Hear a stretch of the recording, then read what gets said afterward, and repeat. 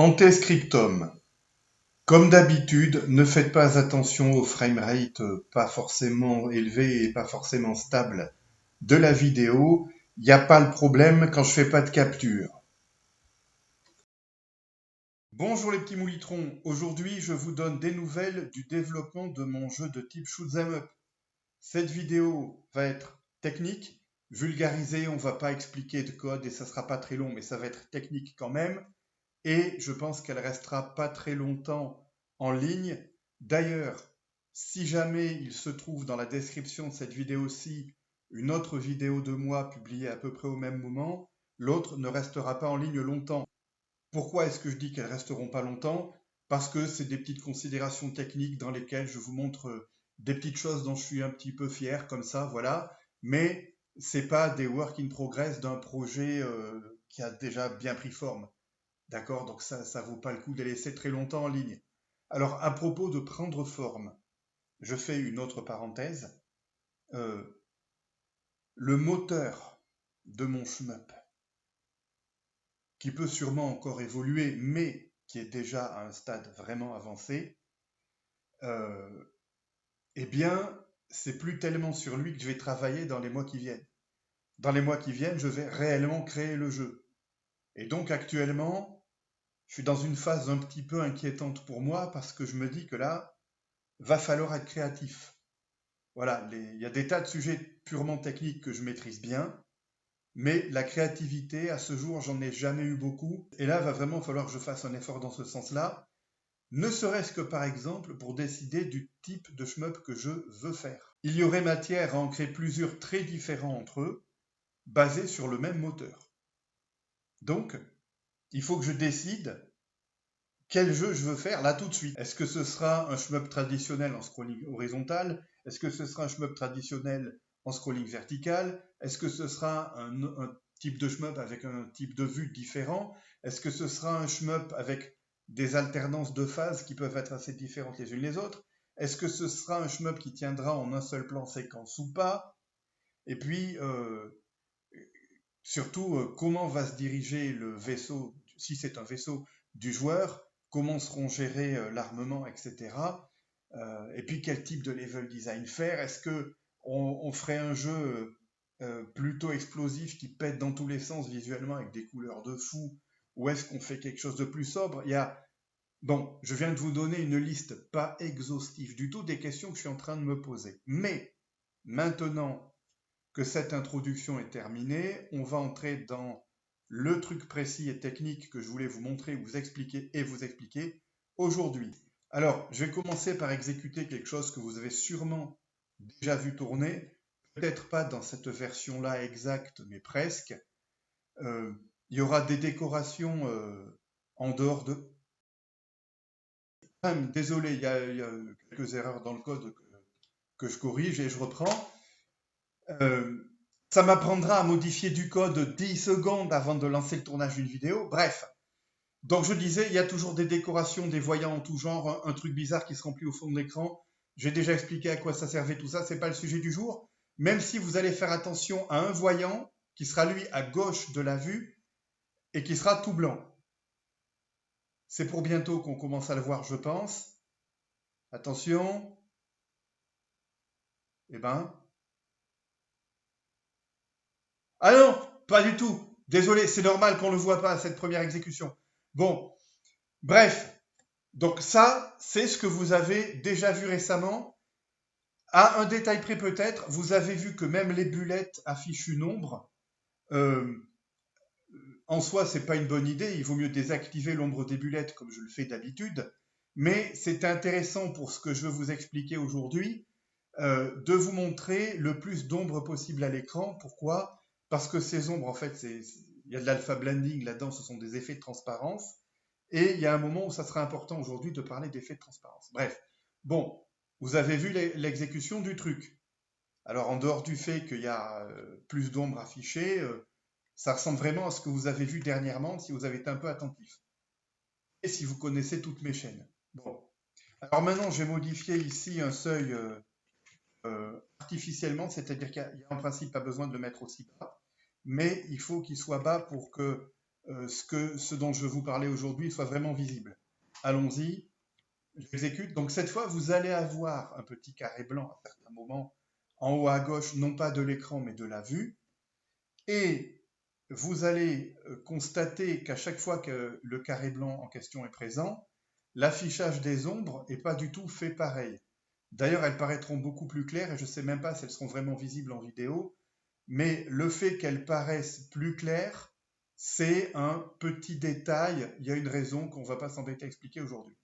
Bon, donc là, voilà, vous avez des ombres bien marquées, mais dans les moments où il y a le carré blanc, et il va bientôt rester blanc longtemps, eh bien, c'est beaucoup plus léger. Voilà, c'est beaucoup plus léger et surtout c'est tramé. Et je ne sais pas à quel point ça se voit en vidéo ou pas que les ombres là, elles sont faites par tramage et non par alpha blending. Autrement dit, il n'y a plus vraiment d'effet de transparence calculé dans tous les moments où vous voyez le carré blanc. Hein? Vous dites que vous avez tenu jusque-là, mais que vous commencez à vous ennuyer parce que j'avais beau avoir prévenu que c'était une vidéo technique et non une vidéo jolie d'un jeu au développement bien avancé. Et là, vous dites non, c'est bon, on s'en fout, on veut pas connaître la suite. Vous faites ce que vous voulez. Voilà. Maintenant, je vais expliquer ce qu'il y a d'intéressant aujourd'hui. Alors, en principe, quand on affiche des sprites à l'écran dans un jeu programmé façon vieux jeu 2D, comme c'est le cas de mon shmup, en principe, on affiche les choses en partant du fond et en s'approchant petit à petit de la caméra. J'ai déjà expliqué que caméra pour un jeu 2D, c'était un peu un anachronisme au minimum et sans doute même techniquement faux, mais il faut employer ce mot-là, sinon le public d'aujourd'hui ne comprend pas de quoi on parle. Voilà, on affiche d'abord les objets les plus éloignés, puis un peu moins éloignés, etc., etc. Bon. Eh bien, sachez qu'à chaque fois qu'il y a le petit carré blanc, les trucs affichés à l'écran sont affichés dans l'ordre inverse. C'est-à-dire, on dessine d'abord ce qui est juste devant nous, puis on va de plus en plus vers le fond jusqu'à dessiner les objets les plus éloignés. Mais bien sûr, il faut un algorithme pas trop bête pour faire ça sans fausser l'affichage. Bon, alors j'ai un algo de ce genre qui est un algo à moi, dont j'ai pas de raison particulière d'être fier parce qu'il est probablement pas meilleur que d'autres algos qui existent depuis la nuit des temps pour faire la même chose. Mais la question que vous pouvez vous poser, c'est à quoi ça sert de dessiner de devant en allant vers le fond au lieu du contraire, et surtout que c'est plus dur à coder. Et puis, vous pourrez aussi vous demander à quoi ça sert que quand ce programme que vous venez de voir tourne, parfois on fasse l'affichage à l'endroit et parfois à l'envers. À quoi ça rime tout ça? Alors, l'idée que j'avais eue au départ, à l'époque où j'ai commencé à réfléchir à comment faire un affichage à l'envers, c'est que si dans mon jeu, il y a des phases avec des couches et des couches de trucs superposés les uns par-dessus les autres sur l'écran, au point que peut-être le nombre de pixels total habilité dépasserait largement celui de la zone à remplir, pas parce qu'on dessine en dehors, on dessine jamais en dehors, mais parce que les trucs qu'on dessine se chevauchent tellement les uns les autres que on va passer énormément à redessiner des pixels qui avaient déjà été dessinés pour rien.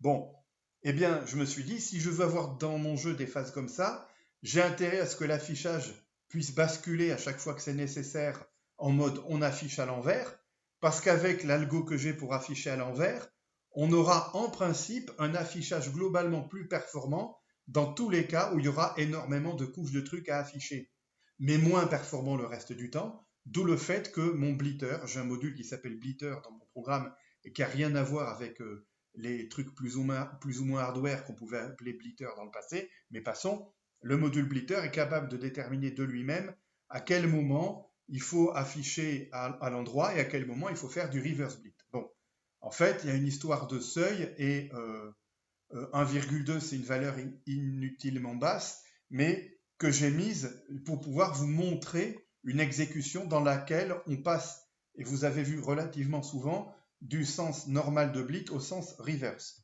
Maintenant, je vais répéter que le fait que les ombres paraissent beaucoup plus claires quand on est en mode reverse, c'est un défaut ponctuel et ça va être corrigé dans très peu de temps. peut-être même dans la prochaine vidéo si les choses se passent comme je l'espère. En tout cas, un point de détail autre important et qui va laisser à la fin de cette vidéo-ci un certain suspense, c'est que, comme vous l'avez vu, à chaque fois que je blite à l'envers, je fais l'espèce de tramage des ombres parce qu'il n'y a pas d'alpha blending. Je me disais, je vois bien comment maintenir un alpha blending, ce qui évite d'avoir ce tramage dégueulasse. Je vois bien comment avoir un alpha blending même en blitant à l'envers, et ce sans la moindre erreur à l'affichage. Mais il me semble que ce serait un peu gourmand en temps de calcul. Alors ça faisait des mois que je me disais, bon, allez, lance-toi, essaie quand même, et tu verras si ça marche. Et puis cet après-midi, alors je vais préciser, nous sommes là le soir du dimanche 9 août 2026. Cet après-midi, après avoir codé la partie la plus importante de ce que je viens de vous montrer là, à savoir le fait pour mon programme de pouvoir basculer tout seul entre normal blit et reverse blit, eh ben, une heure ou deux après avoir fini cette session de code, j'ai eu une idée pour ajouter de l'alpha blending même quand on blit à l'envers, mais d'une manière qui serait sûrement un peu moins coûteuse, voire beaucoup moins coûteuse en temps d'exécution que ce que j'avais envisagé dans un premier temps. Alors voici ce qui va se passer maintenant. Il va se passer que quelque part entre maintenant et demain après-midi, je vais essayer d'implémenter l'idée que j'ai eue. Et vous allez regarder dans la description de cette vidéo s'il y a un lien vers une autre vidéo de moi.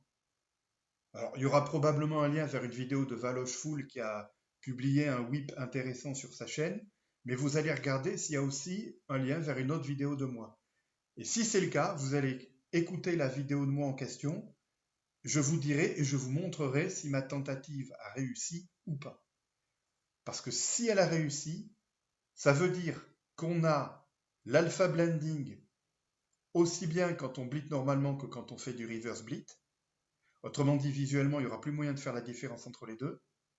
Mais encore une fois, ça me fera un moteur pour mon shmup qui saura se débrouiller au mieux, même quand il y aura des couches et des couches et des couches de trucs à afficher. Alors, ceux qui me diraient qu'avec les ordinateurs modernes, on n'a pas besoin de se casser à ce point la tête pour des considérations de ce genre, je leur répondrai qu'ils n'ont pas trop suivi ce que j'ai raconté jusqu'à maintenant à propos de ce projet, que j'ai pas trop envie de me répéter et que il faut s'assurer avant de mettre un commentaire négatif, même s'il est gentiment tourné, qu'on cerne vraiment ce dont on parle. Allez voir le lien dans la description, s'il y en a un. J'espère qu'il y en a un. S'il y en a un, c'est bon signe.